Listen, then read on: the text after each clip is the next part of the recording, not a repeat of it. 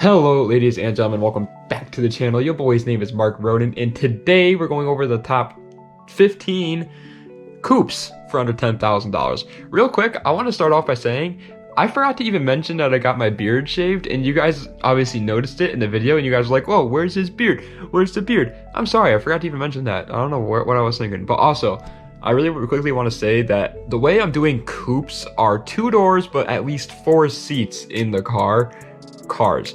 I know that technically like my 350Z is a coupe, but it's a 2-seater. I don't want to include all those just to make it a little bit more interesting. And I know technically that I'm not correct, and that's not the technical definition of what a coupe is, but that's what I'm going to be using it as. So it's so all these cars are 2 doors but have at least 4 seats, just so you guys know, just so we're in the clear there. Let's get right into the video. But before we get into the video, you guys already know we have to do the fact of the day, and the fact of the day today is by Mizuki. And it says there's enough fuel in a jumbo jet fuel tank to drive an average car 4 times around the world. Say what? I need a jumbo jet fuel tank with these gas prices, man. Hurry. Alrighty, so number 15 is the 2012 Nissan Altima Coupe. I don't really know like the chassis code or anything or generation, so I'm just going to call it the 2012, which literally has the name Coupe in the name of the car. And this car came with a 3.5 liter V6 that makes 270 horses, and it was front wheel drive, and to be honest looked pretty damn good in my opinion. Now, I have seen a couple of these done up and they look decent. Sure, they're not like the best looking car out there, but also not the worst looking car out there. Also, this is going to be hard to believe, but the engine that came in the 2012 Altima Coupes is actually the same engine that's in my 350Z, but it does have a little bit less power because the car was like more built to be a daily driver than the Z was, so they just gave it less power. But I mean, if you ever wanted a 350Z but you need front wheel drive or better gas mileage, here's a great choice. Number 14 is the Nissan 240SX S13 Coupe, which comes with a 2.4 liter inline-4 that makes around 140 horsepower. It's honestly hard to find the exact number of this car. A lot of different websites say a bunch of different numbers, but they're all around 140 horsepower, so let's go with 140. And it was rear wheel drive, of course. This car is the drifter's freaking paradise, and to be honest with you, it's nowhere near worth the price that they're going for today. But I honestly will never see this car coming down in the future, so get your hands on one now if you really want it. It does suck. Keep in mind that these aren't like the fastest car on the list, and they will probably give you a ton of problems. The car is absolutely not worth your $10,000, but it is cool, and it is an enthusiast car, and to be honest, I would happily spend the 10 grand on one of these. Number 13 is the Mazda RX-7 FC, which stands for Full Crocodile, which comes with a 1.3 liter 2-rotor that makes 146 horses, and they are rear wheel drive freaking baller mobiles, baby.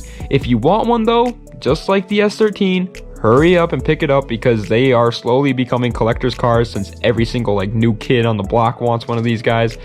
It kind of sucks. Once again, they're not worth the money that they're going for right now, but whatever, what are you gonna do about it?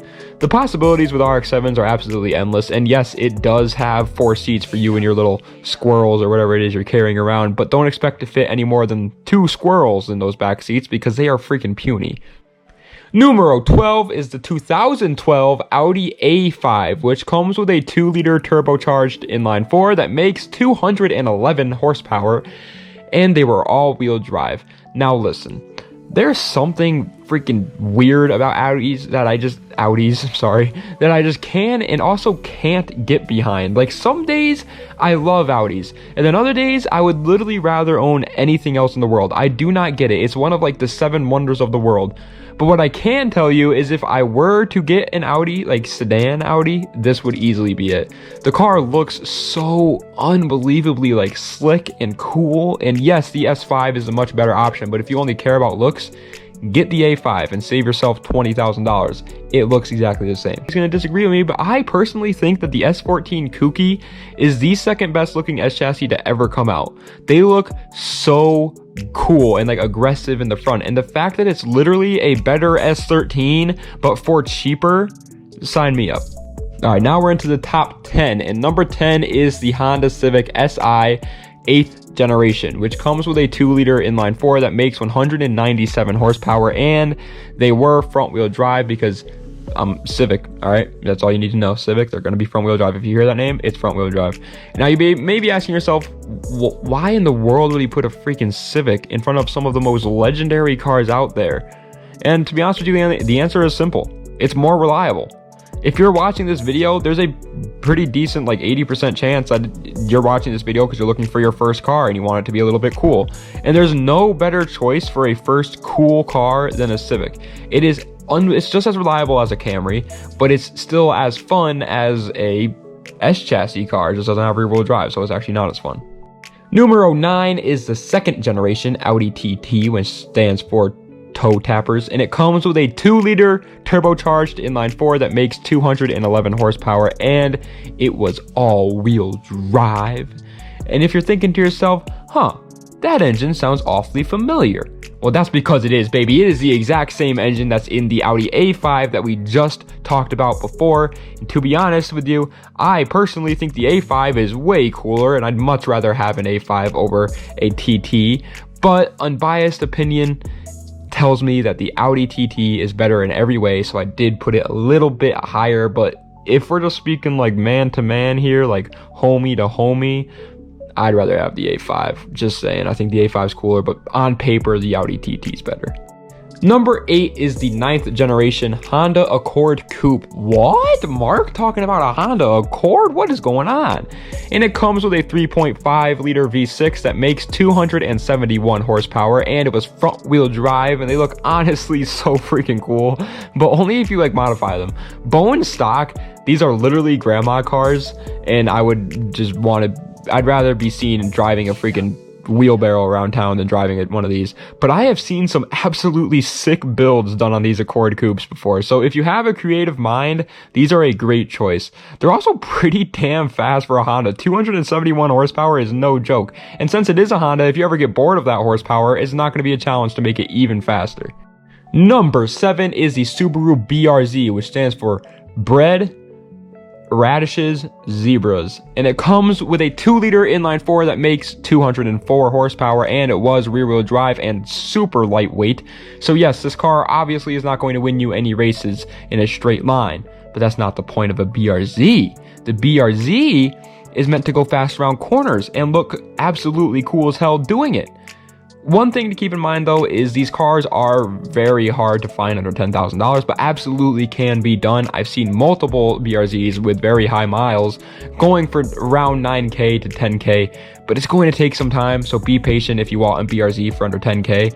And also keep in mind that if you're buying a BRZ under 10K, it's not going to be as reliable as a normal BRZ. Number 6 is the Ford Mustang GT S197, which comes with a 4.6-liter V8 that makes 300 horsepower on the dot, and it was rear-wheel drive. And they are, in my opinion, the ugliest Mustang if you're gonna buy the pre-facelift one. The facelift one, it's cool, all right? I like the facelift S197s. They look good. But the pre-facelifts, get it out of my sight right now. What are you doing? Get it out of here. I don't even want to look at them. There's just no way that I think it's cool, all right? It's just not gonna happen. But the car is fast and it's fun, and it has some huge aftermarket support for it. The only downside about the car is that the car is a little bit heavier, so it makes it a pretty difficult little puppy to handle for new drivers, which is why you see all the memes of people spinning out. So just make sure that if you do get this as your first choice, that you'll be a little bit safe and you'll have loads of fun. It's a great car. Number 5 is the Acura RSX Type S, which comes with a 2-liter inline-4, making 201 horsepower, and it was frog wheel drive, and I absolutely freaking love these cars with a passion. And that's saying something because I usually don't like front wheel drive cars. I like rear wheel drive.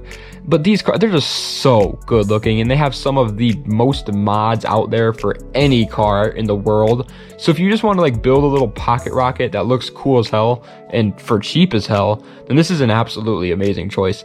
It's literally just a better looking Civic with a better engine in it. Like, it couldn't get much better than that, and it costs around the same as an EK Civic. It also shares parts with the Civic, and since there was lots of RSXs made before, they still have a lot of their very own parts for sale, so everything's super cheap. It's a great choice if you're like a high schooler and you want to build a budget, fast sports car. Number 4 is the Hyundai Genesis Coupe. Oh, anytime I get to talk about the Hyundai Genesis Coupe, it is a good day, baby.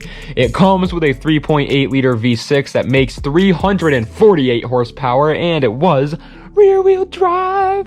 And that's freaking right, baby. You heard me right. This thing made 350 horsepower from the factory, and you can find them for under $10,000. It blows my mind how much these cars are slept on. On top of that, they're like a 2010 model. They're like one of the newest cars on this list, and they're rear wheel drive. I want one of these cars so bad, and I will stop at nothing to own one day. I don't care if I have to sell a kidney.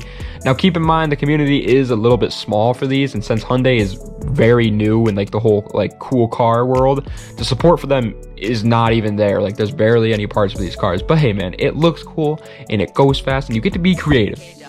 Third place is going to trigger some people, I feel like, but it is the 5th generation Chevy Camaro SS, which stands for Salty Spittoon, and it comes with a 4.6 liter V8 that makes 438 horsepower, and it was a rear wheel drive, and that is easily the most amount of horsepower on this list from factory. But not only that, it also has the highest potential out there too, since it has a freaking LS in it, baby. If you don't know what LS is, it's Los Santos. It has Los Santos in the engine bay. It's amazing. Obviously, that's a joke. And LS is a very, very good engine to build on. I love the LS more than I love myself, and I would put this car as first, but I just don't like the feeling of muscle cars or looks of muscle cars. And to be honest, most of the top like 5 in my list are always kind of like replaceable with each other. You can pick any of them and you'll have pretty much the same outcome, just different platforms. It's kind of all up to personal opinion. I just want to put out there too, really quick before we go on to the next car, that it's going to be very hard to find under 10K, just like the BRZ. But if you're patient enough and you can suffer with a high miles one or even a rebuilt title one, it can be done. Second place, silver medal, and it is the BMW 335i E92, which comes with a 3 liter twin turbocharged inline 6 that makes 300 horsepower on the dot, and it was available as either all-wheel drive or rear-wheel drive, which is amazing. I love it when companies do that, because the boring old average folk can take the all-wheel drive, while us fun havers get to pick up all the rear-wheel drive, scary, unsafe to drive during the winter cars, and I just love that. Now, you may think this is just any old BMW, and why did I put a BMW above an LS-powered Camaro? It doesn't make any sense. Well, because it came with the N54, okay? And even though the N54 might give you more problems than a freaking high school girl, it sure can put down some insane power without touching internals, which is only sick, man. You take those 2 turbos that's on the freaking 335i's N54, you take those, throw them in the garbage can, and put one giant turbo on there, you're gapping everyone on the road.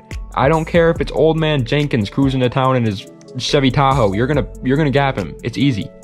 And finally, number 1 is the Infiniti G37 Coupe, which comes with a 3.7 liter V6 that makes 330 horsepower, and it was once again available in either all-wheel drive or rear-wheel drive. So I still love that.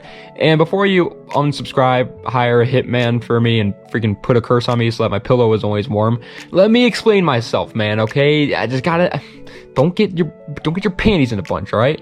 First off, it's my list. No matter what I say, there's no way that everybody out there is going to 100% agree on my list, and that's okay.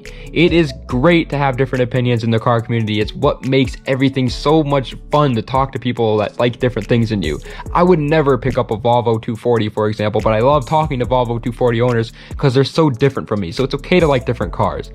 But the actual car itself is everything that I personally love about cars. It has an absolutely amazing look to it that isn't too aggressive while also not being too luxurious. It has a great engine in it, the VQ37, baby, that can make very good power. More than an LS, more than an N54, no, but 600 horsepower is still very good. Like, people forget that. People think that you need 1,000 horsepower to be fast. These cars can hit 600 horsepower on stock internals, and that is fine. That is more than enough.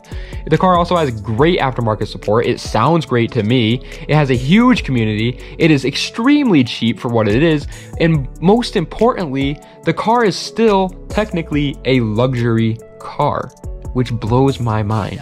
But that is the end of this video, guys. I hope you enjoyed, and if you did, be sure to like, comment another video you guys want to see down below, and subscribe to the channel for more. I hope you guys enjoyed it. Tomorrow is going to be like another top 10 probably, and Then the day after that, we're gonna do the next version of this under 5K. Let me know any cars I should include in the 5K one.